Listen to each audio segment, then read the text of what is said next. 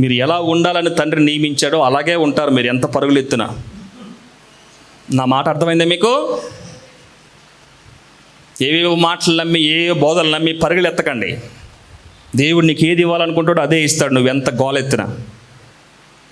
దేవుడు నిన్ను ఎలా నియమించాడో అలాగే ఉండటానికి ప్రయత్నం చేయి, దేవుడు సంతోషిస్తాడు. ఏ స్థితి ఇచ్చాడో ఆ స్థితిలో ఆనందంగా ఉండు. ఎక్కడ ఉంచాడో అక్కడ సంతృప్తి కలిగి ఉండు. నీ విషయంలో దేవుడు సంతోషించేవాడై ఉన్నాడు. నా తండ్రి నాకు ఏది అనుమతించినా దానికి నేను అనుమతిస్తాను అనేటట్టుగా నువ్వు ఉండాలి. ఆయన చిత్తానికి భిన్నంగా మనం ప్రార్థనలు చేయకూడదు. యెహోవా ఇచ్చెను, ఎంత పాజిటివ్ అండి అది. అలాంటి మాట ఎంత అనగలమా మనము? అంత పాజిటివ్గా ఉండండి. ప్రార్థన చేస్తే అద్భుతాలు జరిగిపోతాయి, ఏదో వచ్చేస్తుంది. ఏమి రావు. కష్టపడితే వస్తాయి ప్రమోషన్లు, ఊరకనే రావు. కష్టపడి ఎగ్జామ్ రాస్తే పాస్ అవుతారు, ఊరకనే పాస్ అవ్వరు.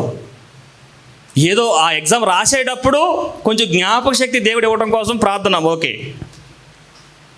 ఎగ్జామ్ సరిగా రాయకుండా దేవుడు పాస్ చేసేస్తే దేవుడు న్యాయవంతుడు అవుతాడా అన్యాయవంతుడు అవుతాడా? అంతే కదండి. కష్టపడకుండా నా అకౌంట్లో కోట్లు అయిపోతే అది న్యాయమా అన్యాయమా? మరి ఏం ప్రార్థనలు అవి?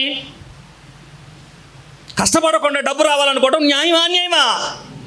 మన దేవుడు న్యాయాధిపతి కదా, అన్యాయం చేయడు. నువ్వు విత్తు, దేవుడు దాన్ని ఫలింపు చేస్తాడు.